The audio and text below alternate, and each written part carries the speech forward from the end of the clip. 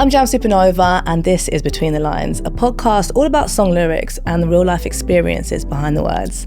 Now, I'm so excited, gassed, the formative me who started working at One Extra was a massive fan of this artist, is a massive fan of this artist. He is known for his pen game, his lyricism, and the word go is applied to him on many occasions. His name is Wretch too. You in the building? Yes, thank you so much. We almost had a great podcast before the podcast, isn't it? What we've been talking about. We should have had it on, I know. I mean, I'm so intrigued by you as a person.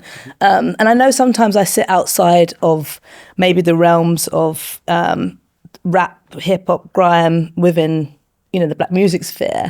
But I'm always still a fan, and I'm always watching. I feel like your presence is definitely felt. Yeah, and and it's what I've grown up listening to. Mm-hmm. I actually have a memory which we were talking about off air, which I used to track down DJ B, who used to be on BBC Radio 1 Extra, his track listing. Wow. So I'd listen to the show when I was in college, and then I'd be like, I really need this song. And this was around the time of Retrospective. Mm-hmm. And I was just That's like 2009. Yeah, 2009, so I was 18. Mm-hmm.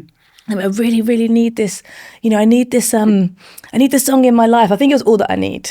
Yes. I love that track. That was a lot of people's favourites as well. Because it was really it was, maybe I hadn't heard a man be so vulnerable. Yeah.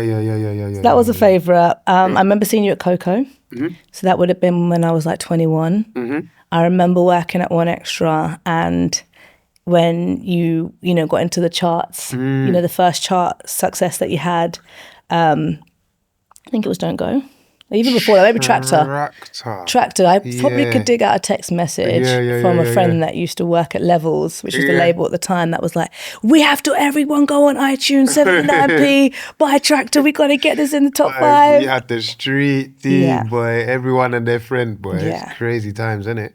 It is, and I feel like, your career has been so wonderful to see how it's grown and moved and changed and flown, and you've done so much. So I think it's 7 mixtapes, 7 albums.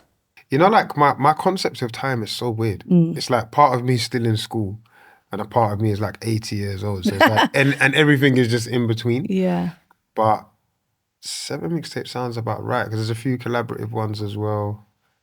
Yeah. And therefore, albums, Wow. And so we're on to Home. And it feels like there's still so much more in the tank. Actually, Home feels like a kind of different turning point within your artistry and a chapter in how you're expressing your words. We've got the National Theatre, which is going to be an incredible way for you to exhibit the album in a live sense. Yeah. The album explores the identity of questioning home. Where is home? Mm-hmm.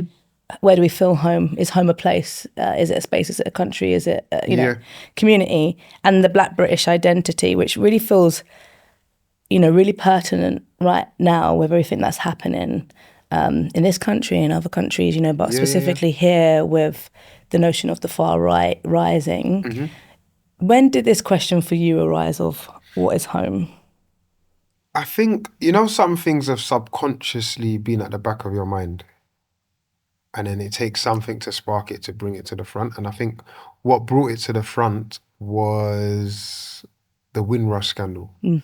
So when I saw that they were sending, West Indian or Caribbean people back home over documents that were misplaced or lost or didn't exist or whatever the dispute was, it kind of got me thinking, because I was like, it's mad that the term is they're being sent back home when they've lived here for longer than they've lived there. Yeah. So that made me question the concept of home. What even is home then? Yeah. Do you know what I'm saying? Is home a place? Is it who you're with? Is it what's in your house? When is your country your country? Do you know what I'm saying? All of those questions. And obviously, I'm someone who works best out of emotion and frustration. So the record you touched on earlier was All That I Need.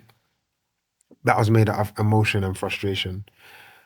Home, the album, was made out of emotion and frustration. And then also trying to ask a question, trying to get people to think about an answer, and trying to get myself to think about an answer. Where is home to me? And I felt like going through the whole process, what was sick about it was like just writing things down. Like I remember one session when we wrote down, is this my home or are these just my things? And then I was just like, wow, that's such a like, it's like, it's quite a poignant question. Yeah. Like, if I take all my belongings and move it to somewhere else, does that become my, do you know what I'm saying? Does that become my home? And yeah, and then is this my home or is this just where I live? Yep. That was another thing that we wrote down. So like all of these questions that I got to ask myself and people around me, and hopefully the listeners, you know, kind of got to answer as well. And did you sit with people, like your peers and family members, and did you kind of workshop this idea of like, what does home mean to you? Yeah, I was trying to get an understanding of it generationally, because I'm like, obviously my generation, and you'd have like my dads and my uncles, and then like their parents, which are our grandparents. So like speaking to my uncle, I'm like where's home to you? And he was kind of like, well, we're born here, so like you're born here, so but obviously they're growing up here. For them as teenagers was a different experience for us growing up here as teenagers. Do you know what I'm saying? We wasn't in the era where you're walking down the street and police are punching you up and you've got bars on your windows because they keep getting smashed and all the things that were the graffiti that was graffitied on the walls and whatnot. Like that's not our time. So they had a different experience. But it's interesting just speaking through the line, you know, and how it still doesn't completely feel, you know. Yeah, it's still the question mark. Still the question mark, yeah. Home. Home. You know, Yeah, exactly. I mean, it's a bit of a weird sequence in how I wanted to get into the track Feels, because I almost wanted to start with the last section or part of the last section. Which is where you kind of really run and unleash your thoughts. It's almost like a stream of it just goes. But before we set up for you to really run with it, there's a historical news piece and it's a recording of a man speaking about seeing the graffiti of NF on a wall. Yeah. Where was that recording taken from? So throughout the whole album, there's these little clippings like what you're talking about, and I've actually extracted them from YouTube, but they were from a documentary that was shot in Broadwater Farm in Tottenham in 1988. Now, the significance of this is because at that time, my uncle and my dad, they're working on the defense campaign. So it's them that was within the riot and speaking out about the injustices and etc. So I'm actually in that documentary as a kid because they came and filmed my christening and all of those type of things. So I kind of used that documentary as like I was just nitpicking at parts that I felt were relevant throughout the whole project, because like I said, when I was sitting down and, you know, thinking about the project, I spoke to my dad, I spoke to my uncle. So it's nice to, well, nice is an interesting word, but it's nice to hear what their views were then, what their views are now, and what my views are as someone who was maybe like similar in age to them at that time, if that makes any sense. And what important document of history to be archived that still exists, that you are in unknowingly, but you are in your christening, your birth, the people around you are activists, and for that to be still able to access as an archival piece of, you know, documentation of being of what it was like to be Black British then. Yeah, it's actually crazy that the things that they're saying is the same things that we're saying now. And obviously there was a riot in 1985. That's why the documentary was there. And then we've had another riot in our time. And it's just crazy how it's like, a scary thing about it is like, doesn't seem to be changing too much. Yeah. There's been changes, but it's not eradicated. And it's like, what, 38 years or something later or whatever. Yeah, it's like we're stepping forward and stepping back. The first part of that last part of the song is there's no doubt in my mind if something's real, I've got a mountain to climb in Notting Hill. Every year we give you celebrations, but do any care for the reparations? Not saying we pave the way, but we pave the pavement. British Commonwealth Games make you turn Jamaican. Is that food for thought? I love that part of the song. We got, you know, when we come to the end, we'll touch on the last part. Yeah. The music strips back, and it's more about the words. You know, what headspace were you in when you wrote Feels? I think that record was just, you know, when things happen and you can kind of pussyfoot around everything, but then there's one day where you're literally in your feels and you're like, if you're gonna ask me, I'm gonna tell you. Do you know what I mean? And that was the day, and that was the session, and that was the instrumentation, and I was just like, because I think by then I'd worked out what I felt about the Windrush scandal, what I felt about the home thing, how angry I was, who my frustrations were towards, what else frustrated me, and I think once you work that out, it's quite clear, and then it's just like if I'm the bear, I'm just poking myself to get all of this out, you know what I'm saying? And yeah, that's how you get that. Because I found, you know, obviously with the Windrush scandal, it felt very personal for me as well. And the frustrations, my dad wasn't actually able to get his passport. Yeah. So he'd had a passport, he was born here, had many passports. Just one time he goes to renew it and they're like, oh, we can't prove that you are who you are. So you need to send us your mum's documents, da-da-da-da-da. But his mum had passed away. Documents have gone missing. So he can't get his mum's documents. So this goes on for years. Now they're like, well, why don't you just go and get a Jamaican passport? He's like, because I've never set foot there. I've never been born there, never set foot there. And he's like, and I know you are not going to let me back in if I go and get a Jamaican passport. Yeah. So he wouldn't, but it meant he couldn't travel. And it's kind of, they do, you know, even his family member, like his sister's very scared to rock the boat. No one wants it to be them. That's next. So it's quite an isolating, you know, time for him.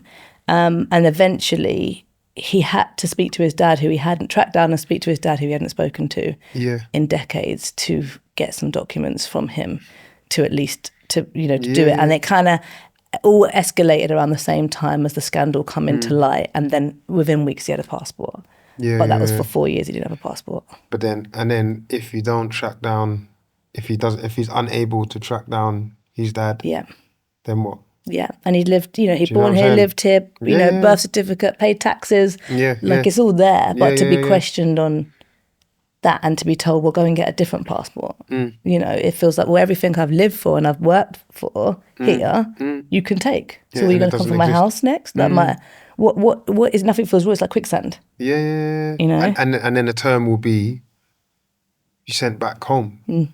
But he hasn't, that wasn't where he resided. Yeah. Do you know what I'm saying? He lived here, he was born here, he grew up here, and it's actually crazy, man. Yeah, so I felt like when you said that, and obviously with when you're talking about, you know, obviously the reparations, but the idea that we've also been our ancestors were invited here, so to pave the pavements. Yeah. Post-World War. And I think that's like, for me, that's what I love. Like, do you know what I'm saying? Like, that is a poignant part. Like, okay, cool. But, yeah, I mean, you can say what you like. However, this is definitely something that, you know, people came over here and played a massive part in, you know, to help, you know, to rebuild a war-torn country, you know what I mean? It can feel like you're being gaslit, right? You know, because then what we know that we can say, oh, well, our grandparents, our great grandparents were invited here. They worked in all the jobs that nobody else wanted to do, even though they might have been, you know, educated in a higher education back there. You know this. You can articulate this, but you still it still feels like sometimes you're met with ignorance around it. So how have you been able to kind of, I guess, like process these questions through the ignorance that's confronting you? I feel like in terms of like critique on the record, I feel like I haven't really had them super negative, ignorant paragraphs or things coming at me like that. I feel like people have understood the question and just kind of looked through, and I feel like it's kind of made people feel like, wow, have I played a part in making someone feel less or making someone feel unwelcome, which I guess is what I initially would like to have set out to do in the first place. Do you know what I mean? Do you think it opened up conversation then in terms of? Defo in my realm, but obviously me being an artist, I'm always going to get the instant feedback. I don't know about on a bigger pitch, but especially like coming back, direct feedback coming back to me. And I think what I also loved about it as well was, for me, it wasn't just about like I'm telling a Caribbean story, but displacement didn't just exist in that circle. Like I've defo had messages and had conversations with people from different backgrounds that are like, "Wow, I moved to London from Ireland, and I felt, you know what I'm saying, Yeah, or I 100%. moved here from Spain, and I felt." And I'm like, yeah, everyone can feel that displacement. And I think when you've told a story well, it connects with the wider audience. And I think hopefully that's what we achieved a bit. Yeah, and that is what I mean. That's why stories are so important, isn't it? If you can either see yourself in it without having to see yourself directly, Exactly, or yeah. you can empathize, and that is what. That's why we read different stories. You don't have to always see yourself, in the characters. And Empathy is like the best human trait. That's why we can watch a film and we can watch the serial killer kill 1,000 people, and then they do a flashback to when he was a child, yeah, and his parents hit him, and then something touches you and you're like, oh, that's why he's like that. Not that excuses whatever we've just seen, but it's our natural space or our natural instinct to feel empathy, which is it's a good trait to have. yeah. And I think sometimes hard to access, hard to highlight in when we're up against it, the empathy. But I do think when I saw, like the other day recently in London, when I saw in town, the people with the St. George's flags and running through town and whatnot. My empathy was like, what are you angry about? Like, let's talk, what's upsetting you? The small boats. What about the small boats is upsetting? Is it lack of jobs? Is it lack of let's go a bit further than the headlines. Something you are upset, you are unsettled. Can you articulate it? Because I want to empathise. Yes. It's hard with the flag. It's hard. Yeah, no, 100%. But I want to. But with everything in life, I think, I think one person's anger and conviction can allow, it's like a magnet. It can be a magnet for 9 other people. So you've got one person that's angry and he knows why he's angry, or this person, he or she knows why they're angry. But that force becomes magnetic, and now you've got 10 people walking with the one person. Whereas if you ask the other 9, like, why are you here? You're here because of him. I came with him, but he or she knows why they're here. And I think you just get that in a mass scale. Yeah. Do you get what I'm saying? Yeah. So whether it was, I don't know how much they said, 1 million people. 100,000. Yeah, or 100,000, just say 100,000. Maybe 10,000 people are the one. That are angry. And have, and maybe can even articulate their points to a better way for whatever it might be, agree or disagree. But I feel like there's 10,000, there's 10,000. Yeah, or 90,000. Yeah. That don't know. That don't and really, I felt that. I could see that. Yeah. Because you're not, I could see that on the escalators. I could see it. And you're not coming at people on the tube. Like, Victoria's full of heaving with all different types of people. I'm watching and it's not. So, I'm seeing women and children, like, so it wasn't as, it's really fascinating to me. Do you know? Yeah. I mean, if we jump to the beginning of Phil's, the tone is different, right? So the skit is, a Caribbean lady kicking off, calling someone a John Crow. Yeah, everything. There's no point writing it down. Okay. Everything under the sun that is... that is a diss. The worst cussing I've ever heard. Who is this woman? Where's this clip taken from? This is like a real extract from a real family friend that was having a real situation. Love that. That I heard, that I was just like, that's the thing with being an artist. you can't switch it off. Yeah. So someone just overhearing something, I'm like, what's that? It's just like, oh, she sent this to She sent the voice note. someone, but sent what she sent. Like, this is what I sent him, basically. Yeah. And when I was listening to that, I was just like, that is one of the best, purest things I've ever heard. Yeah. Like, it's magical. Like, because I can see the house. I can see her with her headscarf on. I can see so much from hearing. So I'm like, and by this time I'd already had feels. Yeah. And I was like, I kind of want to embed it. Like, if there's a way that I can, kind of bring this together, because obviously the first verse I'm expressing stuff about past relationship and whatnot. So I think like that kind of, for me, was almost allowing the female to have a response, or me responding to someone. Because sometimes as the artist, if me and you are friends and we have an argument and I go and make a song, you don't get to have your say. Yeah. Do you get what I'm saying? All the say is mine. And then I kind of own in the public sphere. Yeah, I own the narrative.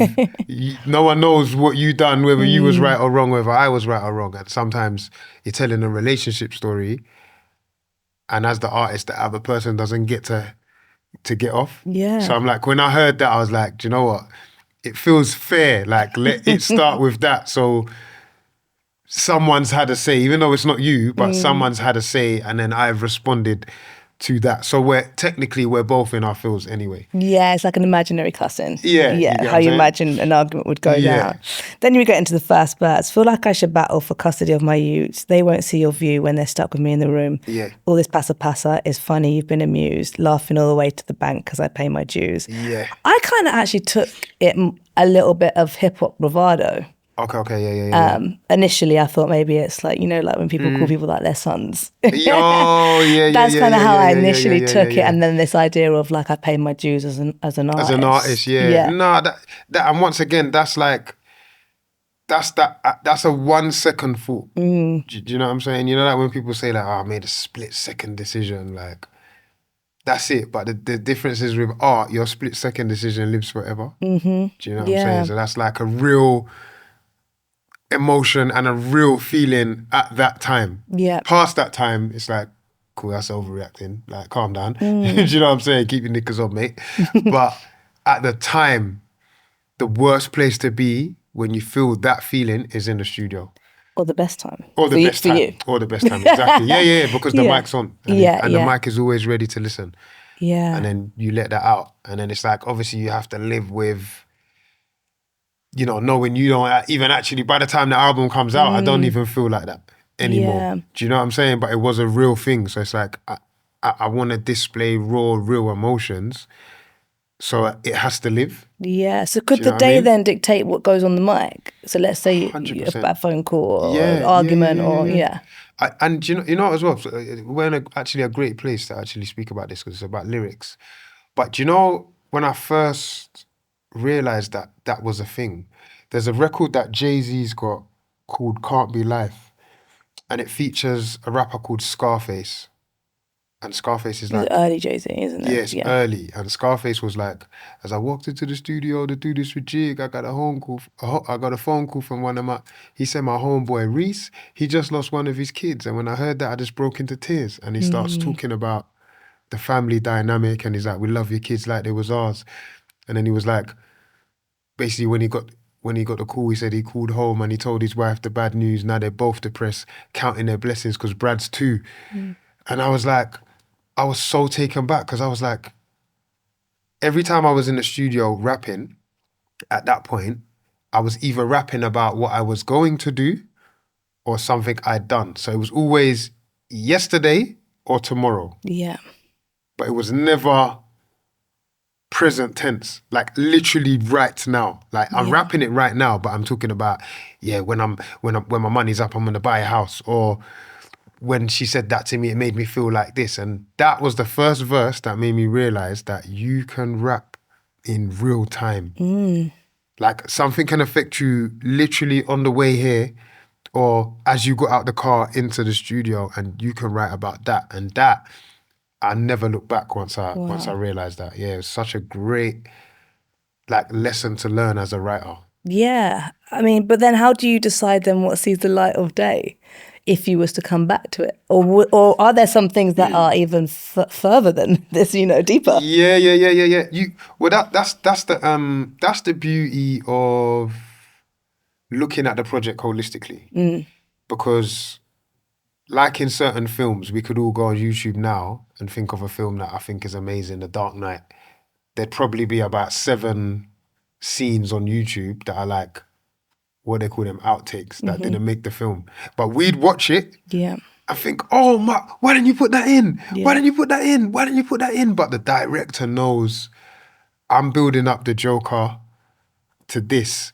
So if I show that scene, it's maybe too human, or maybe he's too much of an animal. And then Batman doesn't seem like the hero. Do you know what I'm saying? Like there's so much other moving pieces. So For the wider story. Yeah. Yeah. So if I'm trying to tell a whole story, when I listen to everything I record, I kind of have a beginning, a middle, and an end. And I think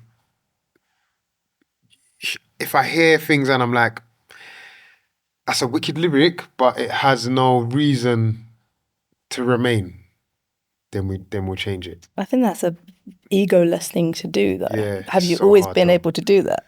Or is that come with age? I think it comes with age, time, and experience. Yeah. Because remember, we're only creating because I think what I'm saying is good. So that means I'm a fan of myself. And then Firstly. And then that also means you've got to work out what you're doing to boost your ego or what you're doing to connect with people. Yeah. And to tell the story that you set out to tell. And because, for example, like, there's ways you can rap that I'm like, I could rhyme every syllable for the whole 10 verses or whatever. But it's like, yeah, Gets were like that. Kano were like that. So am I just showing off to say, so these two people say, Wretch, you went in. Or does it even marinate with the song? Yeah. Do you know what I'm saying? Like, when you're in a room, I always say, like, the song wins. There's no ego, especially when you're writing for other people. Sometimes we do writing camps and I'm writing for other artists, and it's like you come up with a line and then I come up with a line 2, but then you might say, ooh, I think it could be this. And it's like in the room, we have to agree that the best line wins. Not because you done line 1 means I need to do line 2. We're trying to create the best thing here. Yeah. Do you know what I'm saying? Like my line 3 might be the winner. You know what I mean? Yeah. And I think you have to have a selflessness. Yeah. You know? Yeah. That's I think that's such a pearl of wisdom to hear that. You spoke about the beginning, middle, and end. Do you write in a linear way? Then would you have started with the beginning of the song and then worked to the chorus and the second verse, or is it more pulling lines from a jigsaw? Yeah, definitely in order. In order. Yeah, definitely in order. Yeah. However, sometimes, in my opinion, when you're writing a song, you want it to go like this. So I hope my first verse is a 7 out of 10. No, should I start 8? My first verse is an 8 out of 10. Yeah, start there. My second verse is a 9 out of 10. Yeah. And then my third verse is a 10 out of 10. That's exactly how this song goes. Yeah, that's what I'd hope. Yeah. So sometimes what can happen is you can start too high or too low. So my first verse sometimes can be a 10 out of 10. Then I've got a problem. If the song isn't going like this, then maybe I need to move this to the second verse and do a new first verse. So it's going up. Yeah, but then in let's think about people's attention span. Yeah. That would go against what people think. It's like, what do we call it? Front loading. Yeah. But they say you should, if people front load albums, you know, front load singles, give it the best. And actually, what you've done, I wouldn't say that your lyrics start in a metric of the worst or the best, but the song grows in energy. Yes, definitely. I wouldn't say that first one is poorer than verse 3. Yeah. In that way, but I understand what you mean in the energy and the delivery and the force of it. But yeah, in this like TikTok generation where it's the like opposite. 60 seconds, what have you said, 30 seconds, 15, 5 seconds. Yeah. Have you got them? First 3 seconds they say is the hook. It's the opposite. Hence why like I haven't had like a super moment on TikTok. Because I don't know, like my songwriting just isn't in that style. Yeah. And then then someone might say, yeah, but why don't you just post the last verse? But I'm like, I don't want to like Disrupt the song. Yeah, like, I don't want to like. I almost look at that like showing you the end scene of a film. Like you wouldn't really do that, do you know, in the trailer. So I'm like, nah. So I'm like, yeah. I just like. I just think that's a cool way to do it. Like and then there's an integrity to you there because you could do you could be hooky, and that's actually I was going to talk about like this intersection of in UK music of where you sit. You know, obviously I would say it's hip hop predominantly hip hop. And then around you obviously throughout the years there's been other genres sort of part of the family that have had maybe like different levels of success in the UK. So whether it's grime or whether it's drill, you know, whether it's Afro swing, you know, how have you stayed true to you? Because you have. I just have to love it. I just have to love it. And I'll be honest with you, like loving it can mean at times it can be drum and bass. Do you know what I mean? Loving it can also mean it can be, I don't know, I'm trying to think of something that. Orchestra, and you did the orchestra with Jules. Yeah, exactly. Yeah. It's something like that. And I think as long as I love it, it doesn't really matter to me. But it just so happens that I guess it looks like I've got good taste. Do you know what I mean? And I always believe in my taste because that is effectively that's all we're selling. We're selling our perspective and our taste. Like this is my perspective on the Windrush scandal. Sorry, this is our perspective on the Windrush scandal, and this is my musical taste on what's drums and chords I think it should go on. Just selling our taste. So I think if I trust in it, believe in it, and that is my moral compass, then just stick with it, to be fair. I mean, I'm exactly the same with, you know, how I play, what I play. Yeah. And I do believe that is the key to longevity in the long run. It might not feel it when something has more prominence, but I think it is sometimes the things that last the longest. The longest, yeah. And when you look back at your career, what were the markers of like paying your dues? Because like I've listened back to retrospective, and we'll do a little outtake on that. But you were aspiring, now you have made it. Yeah. So what were the markers of paying your dues? It's like the 10,000 hour theory isn't a lie, and I think now, I mean, it might seem like you only need 10 hours now, but honestly, you need. If we needed 10,000, you need 20,000 now, because things are changing even quicker. At a point, I had to be the best on the street corner. At the next point, I had to be the best on pirate radio. At the next point, I had to be the best in the nightclub. Then at the next point, I had to be the best at doing features. Then at the next point, I had to be the best at making mixtapes. Then at the next point, I had to be the best at making albums. Then at the next point, you had to be the best at making singles. Then at the next point, you had to be the best at playing festivals. And it's like, it always moves. Do you know what I'm saying? And if I was only able to be good on the street corner, then the festival won't see me. Do you know what I'm saying? The festival don't want to book the guy who's just standing in the corner rapping into his mic. You know what I'm saying? So I think it's just about embracing all the new levels, being hungry, and I think there's two things that get you through. And I think one is obsession. Because we're obsessed. And I think obsession and curiosity. Yeah. Curiosity gets me to the studio because I wonder what I'm going to make next.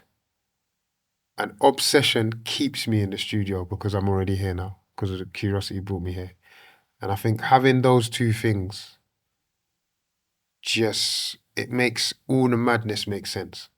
Like I do studio sessions in 12-hour stints. So I either do 12 to 12 or I do 2 to 2.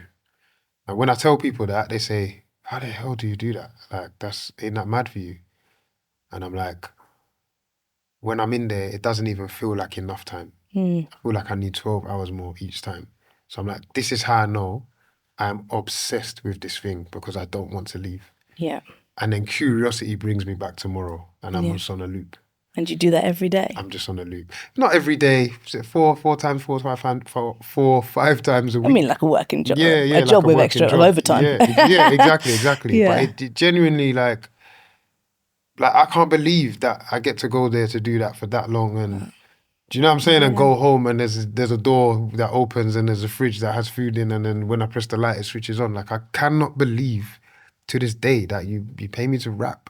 Yeah. I sat down and wrote raps like at 14, like all through the night. Like, supposed to be getting up for school, I'm just writing. Like, my school books has lyrics. Like, it doesn't have work in it. Do you know what I mean? Yeah. I've done this for free. This is crazy that I can provide for my family from this. And that, I don't know what you would call that. I wouldn't want to call it disbelief because you believe in yourself.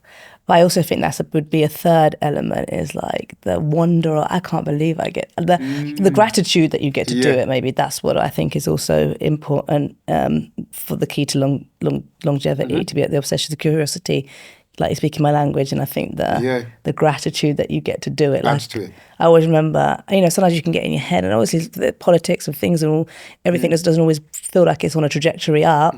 But I just remember one time being in radio, and Giles Peterson, we were in the corridor, and he's like, we're so lucky. So lucky to be here.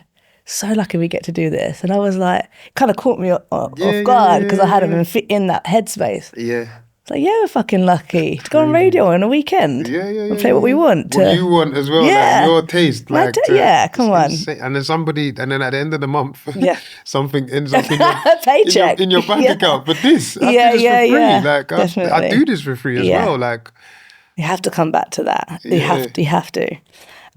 Feels like I should clear up any rumours that may emerge. She'll be mine forever, no matter who had her first. Sometimes your history can block you from what you're worth. Still, they say they love me, but they hate that I make it work. I'm in my feels.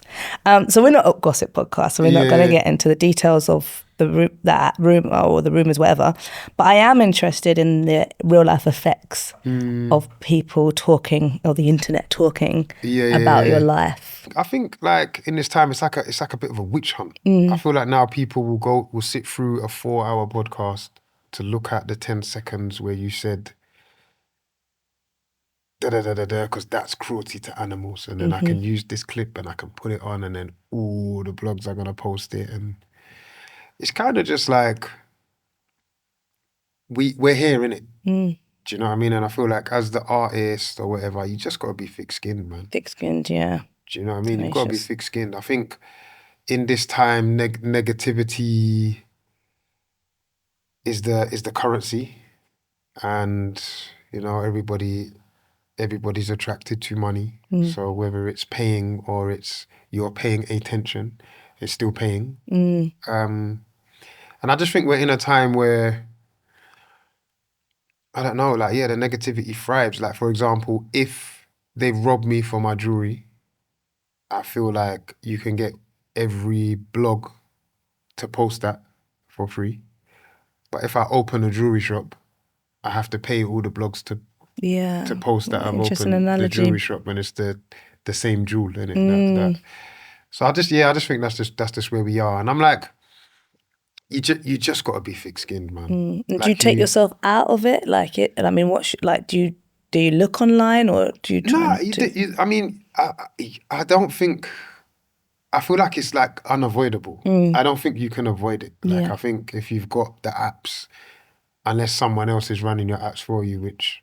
And there's always something that slips through. Yeah, but to me, it's like, honestly, it's like I say, like, I open my fridge and there's something in there, and the lights come on, and I can just make my little music and put it out, and I put a show on, and people are coming. Like, all of that is like, that's it.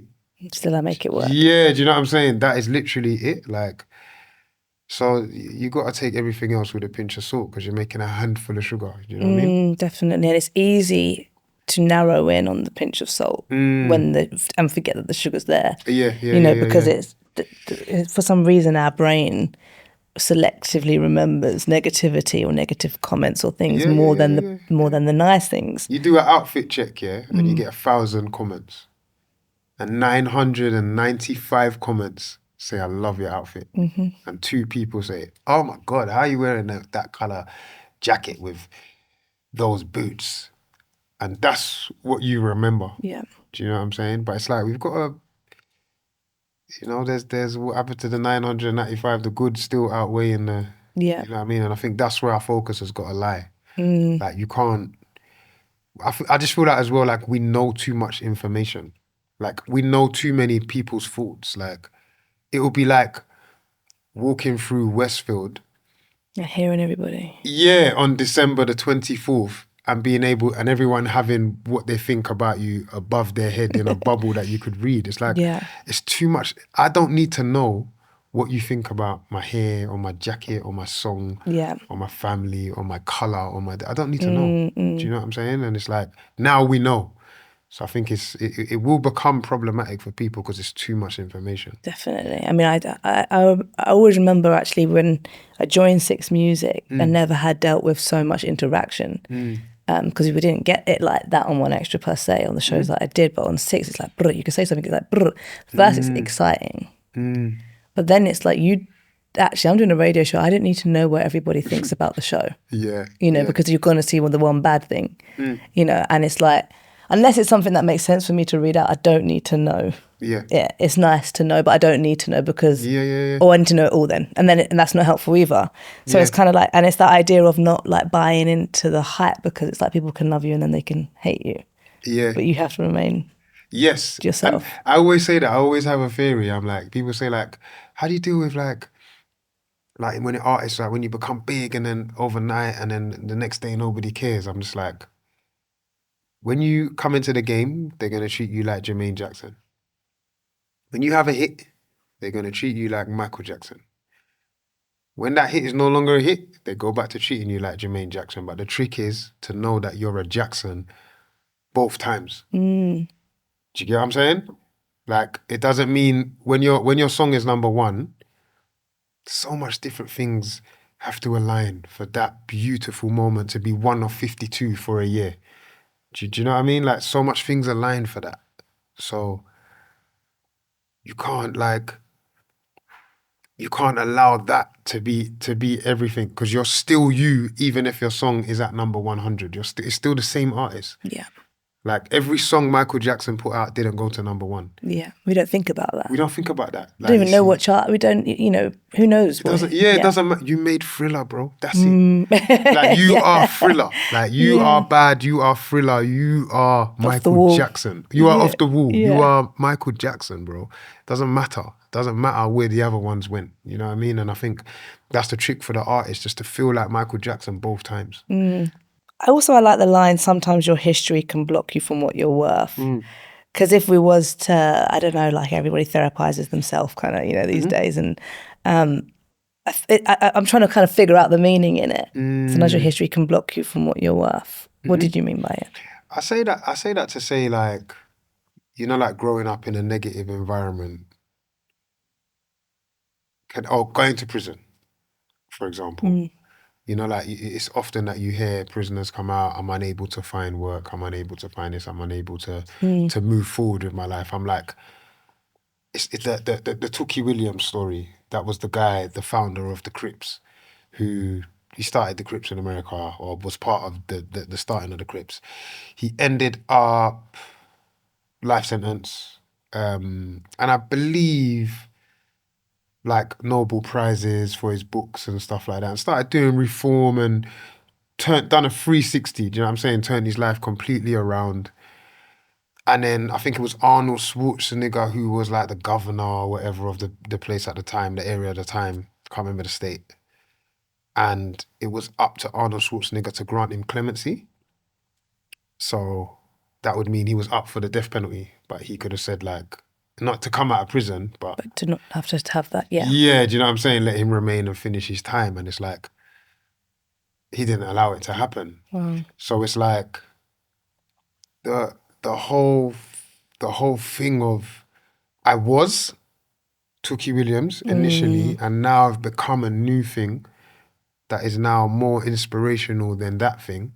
And now I'm doing new work and it's Nobel Prize and it's all of this good stuff. But his history is so is so big that it's not allowing there to be a future. Yeah. So his history blocked him from what he's worth. Yeah, I think that's a really, really, great story. And I guess that does happen to a lot of people. Yeah, I can imagine, yeah. You know, and even we as the public court can do that to a lot of people. Yeah. Ignoring what somebody is now and remembering what somebody has been. And if you think about like the online world, you know, how things get, the internet and the takedowns and stuff like that. It's like, okay, it's dark, but you were that person and you said that thing, so therefore you are that person, even if all the things you've done since then. It's dark. Even you have it on other instances where someone's been an angel. Will Smith, like nothing but excellence, has an incident at the Oscars, and it was like the world wanted me to believe that this guy that I grew up watching, who'd never put a foot wrong, is now a demon. I think he had a bad moment. Yeah. But history shows that the ratio of good to bad, good is 99 and bad is 1. Like the Fresh Prince, the music, the films, family, like support, everything he's done as a person, as an entertainer, he's given us nothing but excellence. And he's had a moment and now it's like, nah, this is the worst person in the world. And it's like, it's actually not. Yeah. Done a really stupid thing at a stupid moment, like all of us do in our actual lives that is not televised. And now he's a demon. And I'm like, I just don't think life works like that. No. Like no one's going to go from there Good to bad in that spectrum, do you know what I'm saying? Like without doing nothing. And I just think, I don't think it's fair, like that the way a person can be tore down after all of the good we've seen from one or two little things that you don't agree with. Just don't agree with it and get on with your life. Do you know what I mean? Yeah. No, I think it's very like apt for what's for now, for the now, for the environment of now. I'm going to read these two parts together. I think they go together. I'm going to read them into one another. So my brother's mum put my brother on a plane to get away from my dad's side of the family. Yeah. Didn't know it rattled me. Met a few times, conversations over granny. Seemed weird how we had the same face, Sons of Anarchy. It's not uncommon in not just Caribbean families, any family of migration, to have siblings that live on different continents. Yeah. But there's an effect, right, of that. What made you want to share that part of your history? I think in the record being called In My Feels, I was like, I just thought about all of the layers and all of the unlayering. And I was like, cool, relationship. I thought, we know what we're getting into in the third verse. And I thought, like, what layer haven't I unraveled? And I'm like, even like the effect of that. Like you meet a brother in England and then disappears and then you lose contact and you're like, rah, like, I don't know where the guy, like, do you know what I'm saying? Like always wanted at that time always wanted a younger brother. I've got younger brothers now, but like he's the eldest, my eldest brother, basically. Yeah, present. Yeah, exactly. Yeah. So that is like, it's even something that like, and even I say that I didn't know it rattled me. Like, cause I'm like, but it crosses my mind all the time. Do you know what I'm saying? I'm like, yeah. And we met a few times, conversations over grannies. That's where I met him at my grand's. Like, yeah, this is your brother. Literally lives around the corner. Do you know what I'm saying? And then it's just like, had a brother and then now you kind of don't. Yeah. Do you know what I mean? So it's like, just, that. And I feel like, defo like there's more people that have had that situation. And it's something I've never spoke about on record. So I defo thought it was good to unravel a different layer of skin. Yeah, it's like in real time therapy session. So like obviously you talk about the relationship, but then and then you talk about family, because then sometimes I don't know if you've had counselling or therapy. No. They want to go back to something. So you're talking about, and this is interesting because in the song you talk about the now. So you've gone to the studio, this has rattled you, this has upset you, but then you're going back in time into history. So it's kind of like working through your grievances, because a lot of time counsellors will be like, oh, okay, but did anything like this happen in your childhood? Did this, to try and work out if something in the childhood has affected your reaction to now. Something now. It's like you're unknowingly doing this, but within song form. Myself. Yeah. And I love this bit. And I'd hope to be someone I could roll round Tottenham with the most, but I'm with my 7 sisters and I love him. Little bro should be someone I should know, but his mum was in her fields. They were in the States. He sounds like Damson on the phone. Techers. That is you flexing.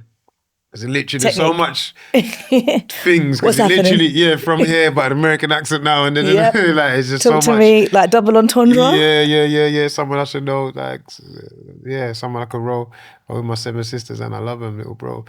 But that's just like, I guess that's me unpacking, man. I feel like you say, like when you touch on therapy, I definitely feel like music is that space where I get to go and vent, because I'm my dad's eldest, in my mum's house, the middle child, 2 older sisters. So I am like the spine. So everyone, elder and younger, they can offload on my shoulders. Do you know what I mean? And I guess luckily I've got this platform or this space that I can use for my offloading. And it's weird because it's like, it's funny, even now you asking me about it, it's like I almost don't know what to say. But when I'm in the studio, I can figure out what I want to say and I can write about it and I can say it. But now when you ask me, I'm a bit like, kind of mad. Like, but I feel like, I guess maybe I just do it and then just move on. Yeah, because you've had your catharsis. Yeah. You've got it out. My vent or whatever you want to call it. But it's funny because while you're answering, this is probably the most I've been thinking. Yeah. In everything else, I just open my mouth and I say whatever comes from here. Well, I thought it was a beautiful thing to share as well because, like you said, something that I hadn't thought about or known about, but also the vulnerability of just sharing, like a family issue. Because sometimes they say don't air your dirty laundry, whatever. But to talk about a family issue and to say like, this upset me because I feel like it's vulnerable. And we spoke before about you being vulnerable in retrospective, and that was 2008. So until 2025 to still be vulnerable. Same. So that is that. So have you always been comfortable then saying these are my feelings? Yeah. Always, man. I think you gotta be a sponge, man. Do you know what I'm saying? And a sponge is honest. Like, if I pour water into a sponge and squeeze it out, I don't get Coca-Cola. You get what you put in. You know what I'm saying? What you put in comes out. And I think that's what I just want to be, an honest, open vessel. So to give out honest, open. Yeah, to give out literally what's been poured in and is literally what's coming out. And just word it in a cool way. Because I believe, like, I don't know, man, everyone is going through something. So if you hold me in high regard or whatever regard you hold me in, I guess for you, it's nice to know I happened to it. Do you know what I'm saying? Like, oh, that was him as well. Like, I really, I really treasure that this can be helpful. Somebody hearing me say this could be helpful. Yeah. As well. And obviously, you also hope that whatever bro is in the world, maybe he'll hear. Do you know what I'm saying? Like, even maybe there's a part of that as well that it's like, I'm not like, it's not hard to find, you know what I mean, as well, kind of. You spoke about saying it in a cool way, and I wanted to touch on like technique, because specifically in that section around Tottenham with the most, but I'm with my 7 sisters. That's like, I would say, like a double entendre. Tottenham, the place, 7 sisters, the tube station. Yeah, and I got bare sisters. And you got a lot of sisters, what's the intention for you and the result of being able to flex with wordplay?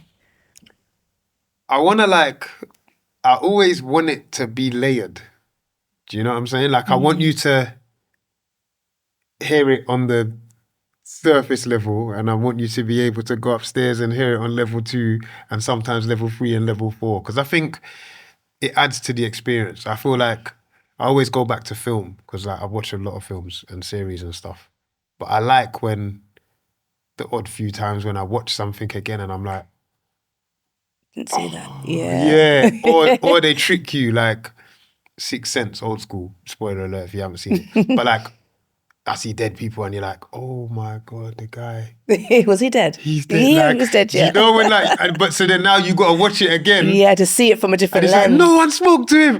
Like, you're like, nah. Like, you see that, yeah? Like, that's the type of shit that like proper gets me. Do you get what I'm Yeah. saying? That gets me going, and I'm like, as a writer, like we've had some greats, like we've had Shakespeare, and we've had all of these writers and J.K. Rowling. Like we've had some really like incredible writers, you know what I mean? So it's like, push the envelope, man. Push the envelope, bro. Make people have to listen back and be like, oh. And I like even how you're, you know what I'm saying? Like you're opening it, I'm like, cool, it's Tottenham, Seven Sisters, he's got loads of sisters, literal Seven Sisters as well. Like I love that. Like that's what I do it for as well. Yeah. You know what I mean? Yeah, and that's the thing that gets me, excited. And I think I did write down that there is a Shakespeare-esque way to the way that you write. And I don't know if I meant like Shakespeare, but there is a theatrical element to the way that you write. So, I mean, how have you sharpened your pen game over the years? I mean, try and better the line. Try and better the line. When you take the song home, I listen and I better the line. Like, how could I say that? Better, how, what, and certain things can be, I wish I could think of an example of head, but like certain things could be a letter. Like sometimes we'd say us, or sometimes we'll say you, or me, or them. Like sometimes one of them words changing changes the whole phrase. Do you know what I'm saying? And then it feels more or less important. And it's like if one word can change that, then what can one line do if you change one line? Or what can one paragraph do if you change one paragraph? I'm even trying to think of something that I changed, like on Phil's, but nothing is jumping out. Was there an endpoint then where you said, I've got to put this to bed? Yeah, there has to be. There has to be. When it's like, all right, cool, bro. Like you're just adding more seasoning to the seasoning. Like, there's nothing in the. You're just mixing and it's just remixing. Yeah, it's just seasoning, bro. Yeah. Like it's literally just seasoning. Because even like I feel like on Phil's, what I say, I've got a mountain to climb in Notting Hill.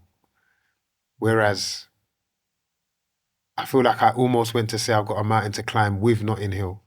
Then with Notting Hill means like I have the issue with Notting Hill. It changes the context. It changes the context. Do you get what I'm saying? I don't have an issue with Notting Hill. I got a mountain to climb in Notting Hill because every year we give you celebrations, so I'm with Notting Hill. Whereas just that word could mean I'm against it, and the other word can mean I'm with it. Yeah, it changes the changes the whole context. Yeah.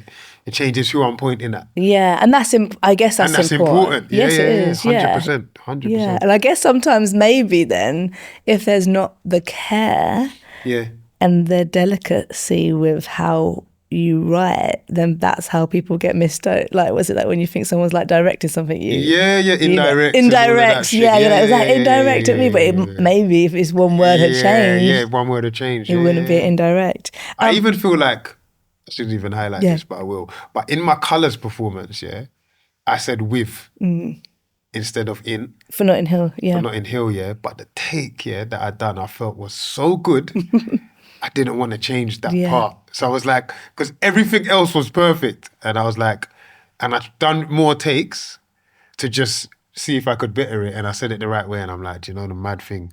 I like take one, because that was my first take. Yeah, of course. I was like, I like take one, man. And I knew that was bugging me. I was like, people are going to think. But I'm like, nah, they'll know that it isn't that. But it's just sometimes you sacrifice something for the performance. Yeah. But obviously on the album, it's going to live forever, innit? Of course. I mean, let's talk about performance then, because you're going to be showing home at the National Theatre. By the time this goes out, it would have been done, and then the tickets are selling, they go on anyway. It's done. I mean, I think I saw the seats that were left, and I was like, like the two on the corner. Yeah, on the corner. I was like, come on, man. Come on. Even they wasn't even together. Like at one point, I was like, oh, guys. But I mean, the demand is there to see you exhibit your work, your questioning, your rapping, your art on a theatre stage. What was the decision to do that? At this stage, I need to be excited. And done a fair amount of venues. Like, you kind of know your capacity, what you can do, whatever. So it's like, do I go back to a venue I've previously done? and just do another thing, or do I step into a space where I'm challenged? I feel like we was talking about earlier before we started, like autopilot. Obviously, autopilot is good and bad, and like I don't want to be in autopilot. It's almost too easy for me to go back to a music venue and do a good show. Yeah. Like it's quite like I could almost do it with my eyes closed. You Yeah. just learn your lyrics, you have a few cues, and bam, and you play the show. But I feel like the theatre show could actually go wrong. And the thought of it going wrong means that you dig deep and you stay awake and you obsess over it. And then you have creative ideas, you have challenges that you have to jump over. So the whole thing is just exciting. Everyone's excited. Like Yeah. I'm as excited as the listener. Yeah. Or the viewer, Yeah. or whatever I should say. Yeah, so that's what I like about that. And you need that, I feel like, Yeah, you know, yeah. in a career that is as long-standing, you know, as yours. So there has to be, you know, they say insanity is doing the same thing and expecting the same results. Yeah. And sometimes you have to change the thing, You have to change the thing, you man. know, to keep people excited, but also to keep most importantly, to Yeah. keep yourself excited. And I feel like, I mean, I asked you, is this something that you were taught? Like, I want to see this at the Bristol Beacon, or I want to see this, you know, at the Globe. Like, I want to see it in theatres up and down the country. It's funny because the first time I thought about playing a theatre was for a project I had called Little Big Man. And it was a story about a kid that kept reoffending. He keeps coming out of jail, going back, whatever. And then I wanted to do that in the Globe. But for whatever reason, it didn't work out. It ended up happening. So then, yeah, like just over the years, I've always thought, like, how am I going to... And it's like no one really like steps in the space and does it. So I'm like, and I don't know if that's a good thing or a bad thing. We'll find out. Yeah. Do you know what I'm saying? We'll therefore find out. But I like that. That like we don't know. Like I like that people don't know what they're coming to see. Like I've never the amount of questions that I've had for this show. So it's like, what is it? Yeah. Like, are you acting? Are you singing? Yeah. Are you dancing? Are you rapping? Are you Is it one-man show, two-man show? Yeah, like is there more people? Are the guests coming? And I'm just like, I love it because I'm like, normally it's just like, what time you coming on? Yeah. I'm coming on at 9. That would be the only question. Yeah. All right, bro, I'll be there 20 to 9. Yeah. Who's opening up? This person. All right, say nothing. That's it. Whereas now they genuinely don't know. And then I also like that there's an element of trust, because the fact that you might not know what you're going to see, like, and you've bought a ticket means that you trust that it's going to be good. And I love that as well. So, yeah. I think it's so exciting, and I saw it and I was gassed. like, oh, yes. I'm gassed, man. Yes. And I guess I wonder, you know, you write in plays and writing in different mediums and your love of film and even working with other artists as well. Do you find that you write differently depending on the medium? Yeah, I've got so much songs that don't fit my mouth and don't fit my platina or whatever, like just don't fit me. And I feel like they're sick ideas and they're sick concepts that need to be heard. So you need to find people that narrative fits, you know, like. So I love writing songs for women as well, because I'm like, when you speak with the artist, like, how does the argument make you feel? Like, when I slam the door, what do you think? Or when I only reply cool to your long text message, like, how does that make you feel? And then it's like, it makes me feel like this. And then now I put my mind, because then now I know two sides, innit? So I know why I'm putting that, just cool. And then I know why she's sending another essay. So it's like, cool, put that into words, and then you've got both sides of the story, kind of. I just love the idea of that. Like, yeah. It's conversational the way you write, I think, actually. And that does lend itself to script writing or TV writing, and you overhearing things, like you hearing that argument at the beginning of the song and being like, you know, knowing that there's a purpose for that. Does it make you a better person? The artist that listens and questions the curiosity, does it make you a better person? Probably not, because the art's in control. Yeah. Like, I can openly admit, like, the art's in control, man. Like, I'll be in conversations, I'll be in meetings sometimes, and I'm gone. I'm in the studio in my head. Mm. Somebody said something and I'm like, Now I'm thinking like, it's a good concept. Like I could create that with, who can I make that with? What am I doing on Thursday? Thursday, Thursday I'm in. So let me do it on Scratch. Yeah, they're like, Wretch, yeah. Do you know what I'm saying? I'm literally gone and I'm like, slap myself out of it. And I'm like, I love that because that means that's my baby. It's my love. Do you know what I'm saying? Like, you think about a loved one as much as I think about music. You know what I mean? Yeah, and that's the obsession. Yeah. I'm going to take us back to the closing moment. Reflections of the time, but do the minds reflect? Yeah. You loved all the medals, but didn't like the men. Remind me to remember if I ever forget. And if the children are the future, let's live a lie to them. Tell them great granny just had to move, back on the flight, couldn't produce the doc. You think she's lucky and got a 2-for-1, but the truth is her 2 homes turned to none. Do you even know if she's got a place or not? How are you even living with all this shame you got? Because you're so busy focused on what we're becoming that you don't even see what you've become. I thought that was the perfect way to end the album. I just thought when I was writing, back on the flat, couldn't produce the docs. You think she's lucky and got a 2-for-1 because that's the narrative. Like, what do you mean? I'd love to go back to Jamaica and think, but the truth is both her homes turned to none. Like, do you even know if she's got a place or not? How you even living with all the shame you got? Because you're so busy focused on what we're becoming, you don't even ever see what you've become. Who's that directed at? That's just like anyone that's just like, that's for the go back to your country gang. You're only seeing life from your stance, that you don't even see what it's turned you into. You know what I'm saying? Life can't work that way, man. You have to, like I say about empathy, you have to sympathize, you have to empathize, you have to try. The sad thing is, everyone, that we've all got to live here together in some capacity or not. Yeah. Sad thing is, we all have to go to work and we're all going to have to mingle with people that are from different walks of life. The sad thing is, you're going to walk down the road and see different ethnicities. This is a reality. This is what's going to happen, innit? So the quicker we get to understanding each other, caring for each other, the better, because it's not going away. And why is it sad?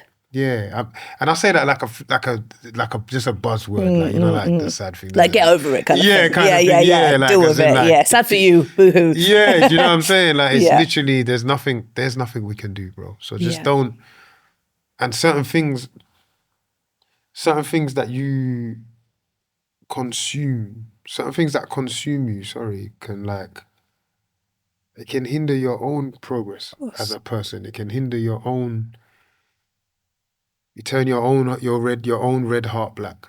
Yeah. Do you know what I'm saying? And then look what you're pumping into your body. Like you're focused on that, but you focus on you. I think that last bit, because you're so busy focused on what we're becoming, that you don't even see what you've become. It's like the hatred.